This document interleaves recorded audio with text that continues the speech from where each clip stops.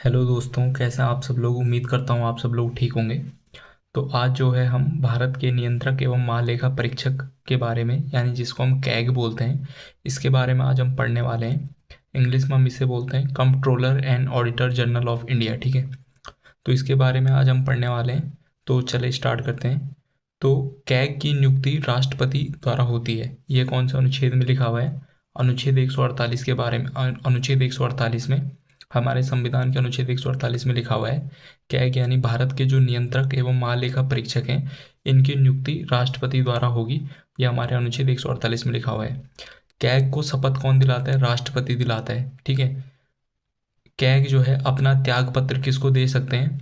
तो ये राष्ट्रपति को अपना त्याग पत्र दे सकते हैं। ठीक है, इनका जो कैग है, हमारे नियंत्रक एवं महालेखा परीक्षक हैं, इनका कार्यकाल जो होता है 6 वर्ष होता है या 65 वर्ष की उम्र तक होता है, जो भी इन दोनों में से पहले हो।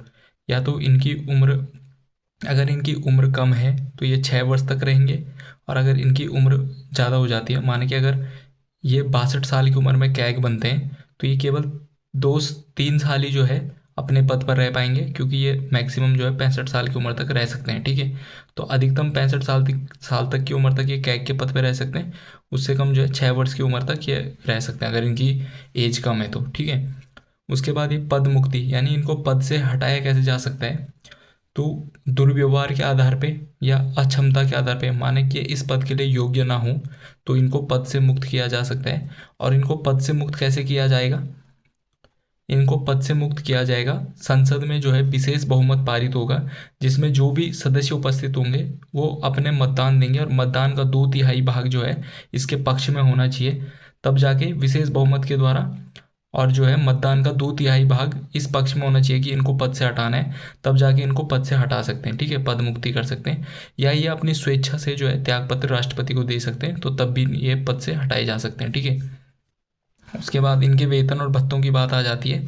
तो जो हमारे कैग होते हैं, भारत के नियंत्रक एवं महालेखा परीक्षक, इनके जो वेतन और भत्ते हैं ये संसद द्वारा तय किए जा सकते हैं। जो भारत की सिंचित निधि, जो भारत के संचित निधि द्वारा जो है इनको वेतन और भत्ते दिए जाते हैं। संचित निधि के बारे में आपको आगे बताऊंगा, संचित निधि क्या होता है। ठीक है, इनकी योग्यताएं क्या है?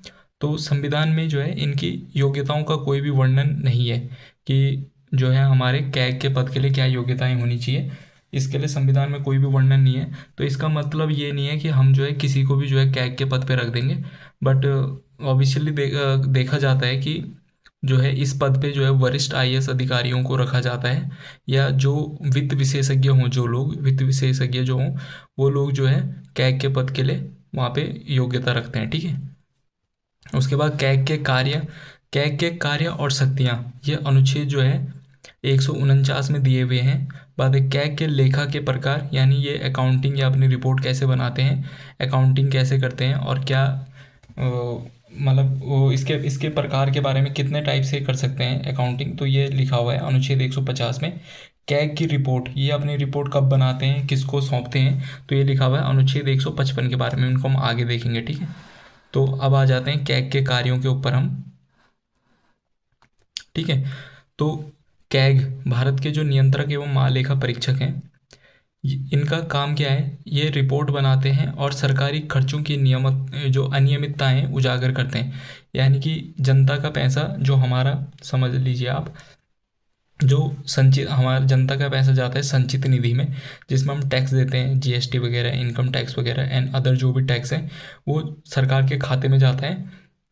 उसके बाद उसका यूज़ होता है, सरकार उस पैसे का यूज़ करती है। तो जो कैग है, नियंत्रक एवं महालेखा परीक्षक, ये जो है इसी खर्चे की जो है इसी खर्चे के ऊपर ये कार्य करते हैं, और इसकी अकाउंटिंग तैयार करते हैं कि ये खर्चा कहाँ हो रहा है, क्या हो रहा है। तो उस खर्चे में जो अनियमितताएं हैं उनको उजागर करते हैं। ठीक है, ये भारत की संपूर्ण वित्तीय प्रणाली की जांच करता है। कौन? कैग। ठीक है, संघ व राज्य के संचित निधि के व्यय या खर्चों की जांच करते हैं। ये संघ के लिए भी, मतलब केंद्र सरकार के लिए भी, और राज्य सरकारों के लिए भी जो संचित निधि है, जिसमें जनता का पैसा जमा होता है, हमारा टैक्स वगैरह, सरकार के पास जितना भी पैसा रहता है वो संचित निधि में रहता है। वो कहाँ खर्चा हो रहा है, उसका क्या व्यय हो रहा है, कहाँ पे उसका व्यय हो रहा है, सही यूज़ हो रहा है, उसका सही यूज़ हो पा रहा है या उसमें कोई त्रुटि है, उसका पता कौन करता है? कैग करता है। ठीक है, भारत का नियंत्रक एवं महालेखा परीक्षक। देश की शुद्ध आय का प्रमाणन भी ये दे सकते हैं कैग, ठीक है। देश की शुद्ध आय का प्रमाणन कैग लोग, जो कैग है वो पता कर सकता है इसका। सभी विभागों की सम परीक्षा भी करता है। सम परीक्षा का मतलब क्या होता है? सभी विभागों में माने सभी विभागों के लिए अकाउंटिंग देखते हैं, ये लेखा जोखा का कार्य वहाँ पे कर सकते हैं। तो इसमें सरकारी विभाग भी आते हैं और प्राइवेट प्राइवेट विभाग भी आते हैं, जिसमें जनता का पैसा लगा हो, है ना, जिसमें सरकार ने पैसा लगाया हो, उन चीज़ों की ये सबों की सम परीक्षा कर सकते हैं, ठीक है, कैग। तो कैग के कार्य हैं, आपके पास क्वेश्चन आ सकता है कैग के अनुच्छेदों के बारे में, कि कैग की नियुक्ति किस अनुच्छेद के आधार पर होती है। ये कैग जो है कैग के कार्य और शक्तियाँ किस अनुच्छेद में दी गई हैं, ये आपके पास क्वेश्चन आ सके। निम्न में से कौन सा एक कार्य जो है कैग का नहीं है, तो आप इसको अच्छे से देख लीजिए, ठीक है। तो क्योंकि कैग का कार्य ही जो है वो सरकार के पैसे का हिसाब किताब रखना है, तो इसलिए जो है हम कैग को क्या कहते हैं, आय या व्यय का प्रहरी भी कहते हैं, है ना। ये ना आय या व्यय का जो रख रखाव रखने वाला है, यानी प्रहरी यानी रक्षा करने वाला या रख रखाव करने वाला। ये तो कैग को हम आय व्यय का प्रहरी भी कहते हैं, या लोक वित्त आयोग, लोक वित्त आयोग बोले तो लोगों का जो धन है उसका अभिभावक भी हम इसे कहते हैं, क्योंकि ये उसकी रक्षा करता है या उसके उसके आय व्यय का पता लगाता है कि कितना खर्चा कहाँ हो रहा है, क्या हो रहा है, ठीक है। तो इसलिए इसको जो है लोक वित्त आयोग का अभिभावक भी कहते हैं, ठीक है। अब जो कैग होता है, नियंत्रक एवं महालेखा परीक्षक, ये लेखांकन और लेखा परीक्षण कैसे करता है, तो इसका मतलब हम सबसे पहले समझेंगे। लेखांकन, लेखांकन का मतलब होता है कि सरकार के पास कितना पैसा आया है, कि सरकार के पास, लेखांकन को इंग्लिश में हम अकाउंटिंग बोल सकते हैं। तो सरकार के पास कुल कितना पैसा आया है और सरकार ने उसको कहाँ कहाँ खर्चा किया है ना, तो ये लेखांकन में आता है। तो ये काम जो कैग करता है केवल और केवल राज्यों के लिए करता है, ठीक है। ये बहुत इंपॉर्टेंट यहाँ पे क्वेश्चन बन सकता है कि कैग जो है लेखांकन का कार्य किसके लिए करता है, केंद्र और राज्य के लिए, केंद्र के लिए या केवल राज्य के लिए या केंद्र राज्य दोनों के लिए या किसी के लिए भी नहीं। तो लेखांकन का कार्य यानी अकाउंटिंग का कार्य, कि सरकार के पास कितना पैसा आ रहा है, सरकार उसको कहाँ कहाँ खर्च कर रही है, तो वो जो लेखांकन में आता है। और ये कार्य कैग जो है केवल और केवल राज्यों के लिए करता है। लेखा परीक्षण क्या होता है? लेखा परीक्षण होता है हमारा कि हमारे पास जो पैसा आया था सरकार के पास, ठीक है। लेखा परीक्षण जो है, जो कैग होता है, वो लेखा परीक्षण केंद्र और राज्य दोनों के लिए करता है, ठीक है। लेखा परीक्षण का कार्य केंद्र और राज्य दोनों के लिए करता है।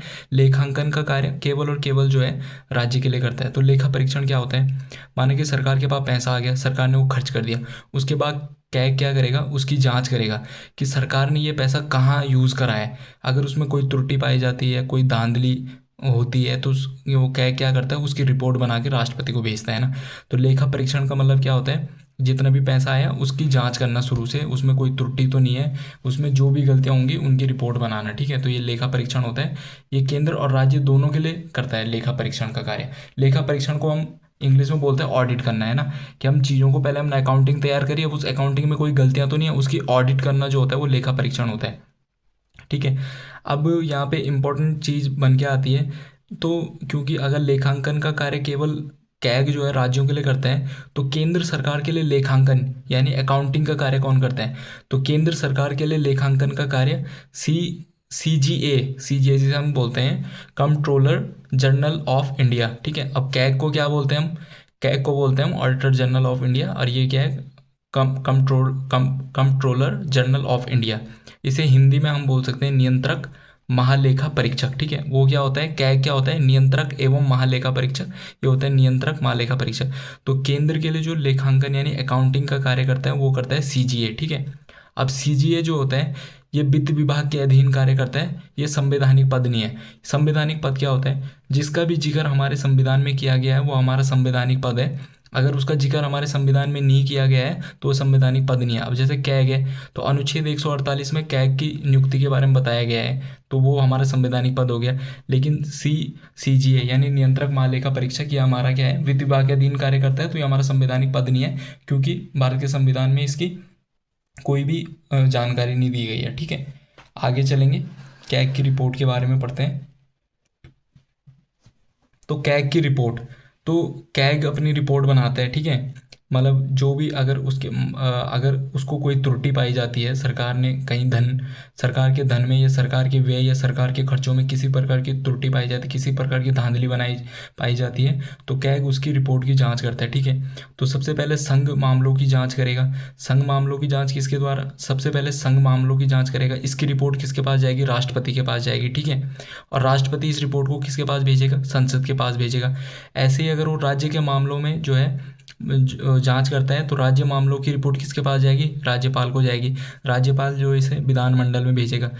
ठीक है, अब ये दोनों संसद में अगर केंद्र सरकार के लिए जांच होती है तो संसद में जाएगा, राज्य सरकार के लिए जांच होती है विधानमंडल में जाएगा। ठीक है, उसके बाद ये इसको क्या करेंगे? पेश करेंगे, इस पे जो है प्रस्ताव पेश करेंगे और उसके बाद इसे भेज देंगे लोक लेखा समिति को। ठीक है, लोक लेखा समिति को यानी पीएसी, जिसे हम पब्लिक अकाउंटिंग कमेटी भी कहते हैं, जिसकी स्थापना 1991 में हुई थी, लोक लेखा समिति। उसके बाद लोक लेखा, अगर इन मामलों में जो भी त्रुटि है उसका जो है खुलासा या उसकी जांच कौन करेगा? लोक लेखा समिति करेगा। और लोक लेखा समिति में कौन है? केएचबी इसके साथ मिलकर काम करेगा, यानी नियंत्रक एवं माल लेखा परीक्षक, वो भी लोक लेखा समिति के साथ मिलकर उस जो भी त्रुटियां होंगी उनकी जांच करेगा और उसकी रिपोर्ट बनाएगा ना। तो क्योंकि लोक लेखा समिति और कैग जो है मिलके काम करते हैं बाद में, तो इसलिए क्या बोलते हैं? कैग को जो है पी पीएसी यानी लोक लेखा समिति, पब्लिक अकाउंटिंग कमेटी का क्या बोलते हैं? मित्र भी बोलते हैं। ठीक है, तो बोल सकते हैं, आपको पूछ सकता है कि कैग को किस समिति का मित्र भी कहा जाता है? तो पीएसी यानी पब्लिक अकाउंटिंग कमेटी या लोक लेखा समिति का मित्र भी कहा जाता है इसे। ठीक है, लोक लेखा समिति की स्थापना कब हुई थी? 1991 में हुई थी। अब कैग के बारे में हमने कैग के सारी चीज़ें नोट कर ली हैं, उसकी नियुक्ति के बारे में, उसकी योग्यताओं के बारे में, उसके कार्यों के बारे में, है ना। वो लेखा के प्रकार कैसे करते हैं, अकाउंटिंग कैसे करता है, उसकी जांच कैसे करता है, सारी चीज़ें हमने लगभग कैग के बारे में देख ली हैं। तो लास्ट में 2 क्वेश्चन बनते हैं कि भारत के जो है पहले कैग कौन थे? तो वी नरहरि राव जो थे भारत के पहले कैग थे और इनका कार्यकाल 1950 से 1954 तक था। ठीक है, वर्तमान में भारत के 15वें कैग कौन है? तो के संजय मूर्ति जो है वर्तमान में भारत के 15वें कैग हैं। ठीक है, तो ये हमारे कैग के बारे में ओवरऑल जानकारी थी। आशा है आप सब लोगों को जो है कैग के बारे में सारे कॉन्सेप्ट क्लियर हो गए होंगे। साथ में जो है दोस्तों, मेरा एक टेलीग्राम ग्रुप भी है, टेलीग्राम ग्रुप है मेरा, तो इसको यहाँ पे हम जो है यूके एसएससी और UK PSC, UK triple SC और यूके पीएससी की तैयारी कराते हैं। तो आप लोग जो है मेरे टेलीग्राम चैनल पे भी जुड़ सकते हैं।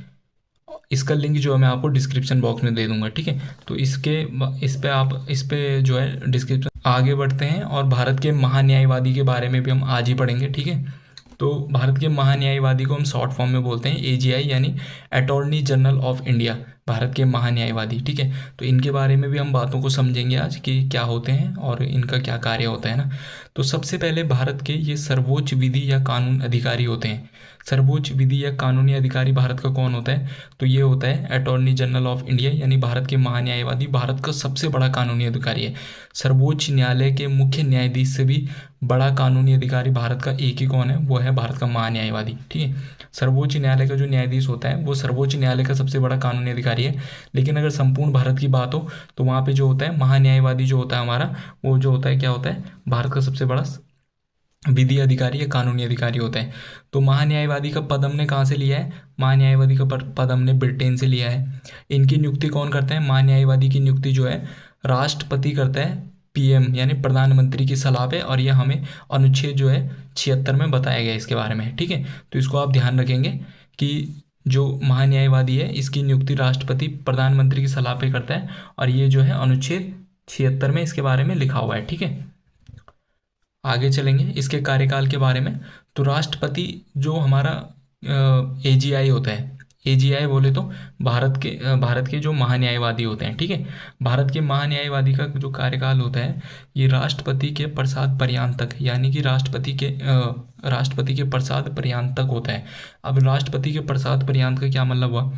यानी कि ये केवल राष्ट्रपति की इच्छा के अनुसार ही अपनी पद पे बना रह सकते हैं। राष्ट्रपति चाहे तो इनको कभी भी पद से हटा सकते हैं। ये होता है राष्ट्रपति का प्रसाद पर्यांत का मतलब। ठीक है, तो इनका कार्यकाल की कोई निश्चित सीमा नहीं है। जैसे हमने अभी पढ़ा कैग के बारे में, उसका कार्यकाल 6 वर्ष या अधिकतम 65 वर्ष की आयु तक होता है। इस प्रकार से जो हमारा एजीआई होता है महान्यायवादी, इसका कोई भी कार्यकाल निश्चित नहीं होता, ठीक है। और 21 अनुच्छेद में कहा गया है कि इसका कार्यकाल जो है राष्ट्रपति के प्रसाद पर्यंत तक होगा, ये कहा गया अनुच्छेद 76(4) में, ठीक है। और इसकी नियुक्ति के बारे में किस में कहा गया है? अनुच्छेद 76 में, ठीक है। अब हम जो है भारत के महान्यायवादी के पद के लिए क्या क्या योग्यताएं होती हैं उनके बारे में हम पढ़ेंगे, ठीक है। तो सबसे पहले तो एक जो नोट वाली बात है कि जो भारत के महान्यायवादी के लिए योग्यताएं हैं, वो जो है सर्वोच्च न्यायालय के न्यायाधीश बनने के लिए जो योग्यताएं होती हैं, वही योग्यताएं जो है भारत के न्यायवादी बनने के लिए भी हैं, ठीक है। भारत के सर्वोच्च न्यायालय यानी उच्चतम न्यायालय सुप्रीम कोर्ट के न्यायाधीश बनने के लिए जो योग्यताएं हैं, वही महान्यायवादी बनने के लिए भी हैं, ठीक है। आपको समझ आ गया होगा। दूसरी मेन बात है, भारत का ये नागरिक होना चाहिए, तभी जो है महान्यायवादी बन सकता है। जो सबसे इम्पोर्टेंट है, एक या एक से अधिक उच्च न्यायालयों में 5 वर्ष तक, वर्षा लिख दिया मैंने यहाँ पे, तो 5 वर्ष तक जो है ये न्यायाधीश होना चाहिए। एक या एक से अधिक न्यायालयों में, माने कि इसने एक न्यायालय में 2 साल तक करा, ठीक है, दूसरे न्यायालय में इसने उच्च न्यायालय में 3 साल तक करा, तो ओवरऑल कितने हो गए? 5 वर्ष हो गए इसे, ठीक है, 5 वर्ष हो गए। तो इसका क्या हो गया टोटल? एक या एक से अधिक न्यायालयों में 5 वर्ष तक ये मुख्य वो जो होना चाहिए, न्यायाधीश होना चाहिए, तब जाके ये जो है भारत का महान्यायवादी बनने के लिए योग्यता रखता है, क्योंकि भारत का सबसे बड़ा कानूनी अधिकारी महान्यायवादी, ठीक है। दूसरी, या तो ये वाली इसके पास जो है योग्यता हो, या तो दूसरी योग्यता ये होनी चाहिए, एक या एक से अधिक, ये भी दूसरी योग्यता हमारी है ना। एक या एक से अधिक उच्च न्यायालयों में 10 वर्षों तक ये अधिवक्ता होना चाहिए, यानी वकील होना चाहिए। उच्च न्यायालय में 10 वर्षों तक ये इसने अधिवक्ता का काम करा हो, तब भी ये जो है महान्यायवादी बनने के लिए क्या है, योग्यता रखता है, ठीक है। अब आगे जाएंगे, और एक और चीज़ है, राष्ट्रपति की नज़र में क्या होना चाहिए? एक विधिवेत्ता होना चाहिए। विधिवेत्ता होना चाहिए, जिसे विधि यानी कानून का नॉलेज हो, उसे हम विधिवेत्ता बोलते हैं, ठीक है। जैसे विद्वान हो ना, वैसे हम विधिवेत्ता बोलते हैं। तो राष्ट्रपति की नज़र में एक कानून का ज्ञाता व्यक्ति होना चाहिए। इसकी ये योग्यताएं हैं महान्यायवादी की, ठीक है, एजीआई की, अटॉर्नी जनरल ऑफ इंडिया की। ये अपना त्यागपत्र जो है राष्ट्रपति को दे सकता है, और स्वेच्छा से भी अपना त्यागपत्र दे सकता है। अब ये जो है भारत का जो है इतना सारा काम, विधि या कानून से संबंधित काम जो है अकेला जो एक महान्यायवादी नहीं कर सकता है। तो महान्यायवादी की सहायता के लिए जो है एक पद बनाया गया, सॉलिसिटर जनरल, जिसको हम एसजी कहते हैं। तो महान्यायवादी की सहायता के लिए एक पद होता है सॉलिसिटर जनरल, जो भारत का क्या होता है, ये भी भारत का वरिष्ठ जो होता है एक कानूनी अधिकारी होता है। तो इसके बारे में हम जान लेते हैं कि सॉलिसिटर जनरल क्या होता है, ठीक है। तो सॉलिसिटर जनरल की नियुक्ति कौन करता है? राष्ट्रपति करता है, पीएम की सलाह पे करता है। भारत का दूसरा सबसे बड़ा विधि अधिकारी होता है, दूसरा सबसे बड़ा विधि अधिकारी। पहला कौन था? पहला महान्यायवादी था। दूसरा सबसे बड़ा विधि अधिकारी कौन है? तो सॉलिसिटर जनरल, जो किसकी सहायता के लिए बनाया जाता है? महान्यायवादी की सहायता के लिए बनाया जाए। माने कि इनको किसी भारत सरकार के और किसी अन्य माने कभी भी कोई केस हो गया है ना, तो उस केस पे अगर इनको कोई बातचीत करनी है या कोई डिसीजन लेना है, तो ये सॉलिसिटर जनरल वहाँ पे महान्यायवादी की क्या कर सकते हैं? सहायता कर सकते हैं। तो भारत के सबसे बड़े दूसरे विधि अधिकारी हैं। वर्तमान में सॉलिसिटर जनरल कौन है? तुषार मेहता है, ठीक है। अब 2 व्यक्ति हो गए, ठीक है। एक तो हो गए हमारे AGI, attorney general of India, Bharat के महान्यायवादी। दूसरे हो गए सॉलिसिटर जनरल।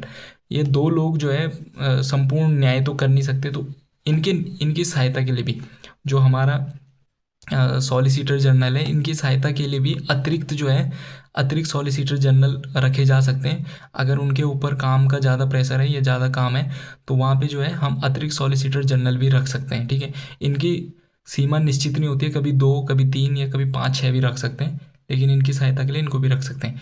अब जो ये सॉलिसिटर जनरल और अतिरिक्त सॉलिसिटर जनरल हैं, ये हमारे संवैधानिक पद नहीं है, संविधान में इनका जिक्र नहीं है। ये केवल जो है महान्यायवादी की सहायता के लिए बनाए गए हैं। तो महान्यायवादी संवैधानिक पद है, लेकिन सॉलिसिटर जनरल यानी एसजी जो है संवैधानिक पद नहीं है।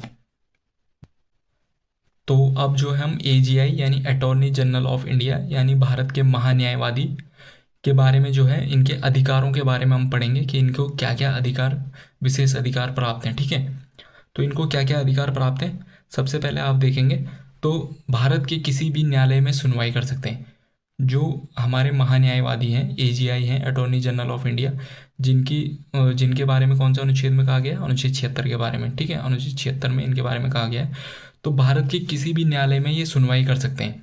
वो सुप्रीम कोर्ट भी हो सकता है, उच्चतम न्यायालय, हाई कोर्ट यानी उच्च न्यायालय, डिस्ट्रिक्ट न्यायालय यानी जो जिला या सत्र न्यायालय होते हैं, यहाँ पे भी ये सुनवाई कर सकते हैं। ठीक है। जो दूसरी बात है, जो ये जी जो महान्यायवादी हैं, ये वैसे तो भारत के ये पर्सन, भारत सरकार के ये अपने जो हैं क्या है, भारत सरकार के अपने कानूनी अधिकारी हैं, लेकिन ये अपने निजी केस भी लड़ सकते हैं, है ना। ये अपने निजी केस भी लड़ सकते हैं, लेकिन इसमें कंडीशन केवल ये होती है कि ये भारत सरकार के खिलाफ नहीं लड़ेंगे, ये किसी अन्य व्यक्ति से, अन्य व्यक्ति के सामान जो इनकी फीस दे दे, वो इनसे निजी केस भी लड़वा सकता है। केवल ये भारत सरकार के खिलाफ केस नहीं लड़ेंगे, क्योंकि भारत सरकार ने इन्हें स्पेशल अपने केस लड़ने के लिए रखा हुआ है। इनका इनका जो पद बना रखा है वो भारत सरकार के लिए बना रखा है। ठीक है। दूसरी दूसरी बात, हम आगे बढ़ेंगे। संसद के दोनों सदनों या संयुक्त बैठक में भाग लेने का अधिकार इनको है, और वहाँ पे भाषण देने का अधिकार भी है। तो ये बहुत इंपॉर्टेंट हो जाता है। संसद के दोनों सदनों में और संयुक्त बैठक में भाग लेने का अधिकार है किसको? महान्यायवादी को। वहाँ पे ये भाषण भी दे सकते हैं। ये किस में लिखा गया है? ये अधिकार किस अनुच्छेद से प्राप्त है? तो अनुच्छेद जो 88 है, अनुच्छेद 88 जो है, उस अनुच्छेद के तहत इनको ये वाला अधिकार प्राप्त है। लेकिन ये वहाँ पे मतदान नहीं कर सकते। माना कि संसद में किसी मुद्दे पे इनको मतदान देना है, तो वहाँ पे जो है महान्यायवादी अपना मतदान नहीं दे सकता है। ये केवल वहाँ पे बैठक में भाग ले सकता है और भाषण दे सकता है। ठीक है, सलाह दे सकता है, लेकिन मतदान नहीं दे सकता है। तीसरा इंपॉर्टेंट पॉइंट इसका अधिकारों में आता है, संसद के सदस्यों की तरह इनको भी विशेष अधिकार प्राप्त हैं। मतलब संसद, यानी संसद कैसे बनती है हमारी? संसद बनती है हमारी लोकसभा से, राज्यसभा से और राष्ट्रपति से।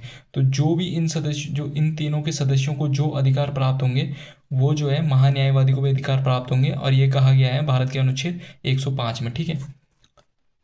सेम इसी के तर्ज पे जो महान्यायवादी होता है, इसी की तर्ज पे क्या होता है, राज्यों में क्या होता है, हमारा महाधिवक्ता होता है। राज्यों में महाधिवक्ता होता है, और महाधिवक्ता को भी सेम अधिकार प्राप्त होते हैं जो हमारे महान्यायवादी को होते हैं। ठीक है। ये राज्यों के लिए काम करता है, महाधिवक्ता केंद्र सरकार के लिए कार्य करते हैं। तो जिस प्रकार से जो है महान्यायवादी जो है संसद में जो है बैठकों में भाग लेता है, उसी प्रकार जो महाधिवक्ता है राज्य के विधानसभा के विधानमंडल और विधान परिषद में भाग ले सकता है। ठीक है। ठीक है, उसी प्रकार से, और उसी प्रकार से उसे भी विधान परिषद और विधानमंडल के सदस्यों की तरह महाधिवक्ता को भी विशेषाधिकार प्राप्त होते हैं। ठीक है। अब आप लोग मुझे जो है कमेंट में बताएंगे कि जो ये महाधिवक्ता है, राज्यों में इसकी नियुक्ति किस अनुच्छेद के तहत होती है। ठीक है, किस अनुच्छेद के तहत इसकी नियुक्ति होती है राज्यों में? आप मुझे ये चीज़ जो है कमेंट करके बताएंगे कि राज्यों में महाधिवक्ता की नियुक्ति किस अनुच्छेद के तहत होती है। ठीक है। अब जो हमारा महाधिवक्ता है, भारत के महान्यायवादी हैं, इनके वेतन और भत्ते जो है राष्ट्रपति निर्धारित करते हैं। ठीक है। अब हमने ओवरऑल जो है जो हमारे महान्यायवादी हैं, इनके बारे में हमने ओवरऑल पूरी बात कर दी है। इनके पद के बारे में, इनके कार्यकाल के बारे में, इनके अधिकारों के बारे में आप सब लोग समझ गए होंगे, और अच्छे तरीके से आपको समझ आ गया होगा। अब कुछ बेसिक पॉइंट देख लेते हैं। तो भारत के पहले AGI, attorney general of India, यानी भारत के पहले महान्यायवादी कौन थे? मोतीलाल चिम्मनलाल सीतलवाड़। इसको हम शॉर्ट में भी लिख सकते हैं MC सीतलवाड़। इनका कार्यकाल कब से कब तक था? तो 1950 से 1963 तक इनका कार्यकाल था, जो भारत में सबसे लंबा महाधिवक्ता वाला कार्यकाल है। ठीक है। दूसरा इंपॉर्टेंट यहाँ पे बन जाता है, भारत के दूसरे AGI यानी भारत के दूसरे महान्यायवादी और पहले सॉलिसिटर जनरल कौन थे? पहले महान्यायवादी, भारत के दूसरे महान्यायवादी और पहले सॉलिसिटर जनरल कौन थे? जो हमारे दूसरे सॉलिसिटर जनरल यानी दूसरे सबसे बड़े कानूनी अधिकारी, तो ये कौन थे? चंद किशन दफ्तरी। ठीक है। तो ये भी इंपॉर्टेंट बन जाता है, भारत के दूसरे AGI और पहले सॉलिसिटर जनरल कौन थे? चंद किशन दफ्तरी। ठीक है। वर्तमान में भारत के जो 16वें महान्यायवादी हैं वो कौन है? SR वेंकटमणि। ठीक है, SR वेंकटमणि। ठीक है। तो दोस्तों मैंने आज आपको जो है भारत के नियंत्रक एवं महालेखा परीक्षक यानी कैग और किसके बारे में? AGI के बारे में, अटॉर्नी जनरल ऑफ इंडिया यानी महान्यायवादी के बारे में। भारत के नियंत्रक एवं महालेखा परीक्षक और भारत के महान्यायवादी के बारे में मैंने आपको ये दोनों टॉपिक अच्छे से समझा दिए हैं। आशा है आप लोगों को ये टॉपिक बहुत अच्छे से समझ आए हों। ठीक है। 2 क्वेश्चन का आंसर आप मुझे कमेंट में देंगे कि राज्यों में महाधिवक्ता की नियुक्ति किस अनुच्छेद के तहत होती है, और जो हमने प्रकलन समिति पढ़ी थी कि जहाँ पे जो है जो हमारा कैग होता है, कैग की रिपोर्ट प्रकलन समिति के साथ कैग अपनी रिपोर्ट की जांच करता है ना, तो आप मुझे बताएंगे प्रकलन समिति में सदस्यों की संख्या कितनी होती है। और ये दोनों क्वेश्चन जो है आप मुझे कमेंट में बताएंगे, ठीक है। अगर आप लोगों को वीडियो पसंद आई है तो वीडियो को लाइक कर दो, शेयर कर दो, सब्सक्राइब कर दो। और साथ में अगर आप उत्तराखंड एग्ज़ाम की तैयारी कर रहे हैं, अगर आप यूके एग्ज़ाम की तैयारी कर रहे हैं, यूके को कोई भी गवर्नमेंट एग्ज़ाम की तैयारी कर रहे हैं, तो आप मेरे टेलीग्राम चैनल को जो है ज्वाइन कर लीजिए, टेलीग्राम चैनल को ज्वाइन कर लीजिए। यहाँ पे जो है मैं यूके एसएससी और यूके ट्रिपल एससी और यूके पीएससी के लिए, ठीक है, यूके पीएससी दोनों के लिए जो क्या क्या कराता हूँ, मैं क्विज़ कराता हूँ। तो आप मेरे टेलीग्राम चैनल को ज्वाइन कर सकते हैं। इसका लिंक जो है मैं आपको वीडियो के डिस्क्रिप्शन बॉक्स में दे दूंगा और कमेंट में पिन कर दूंगा। तो अगर आपको डेली जो है इसी तरह के टॉपिक पढ़ने हैं और चैप्टर वाइज जो है क्विज़ करनी है फ्री में टेलीग्राम में, तो आप मेरे टेलीग्राम को ज्वाइन कर लीजिए।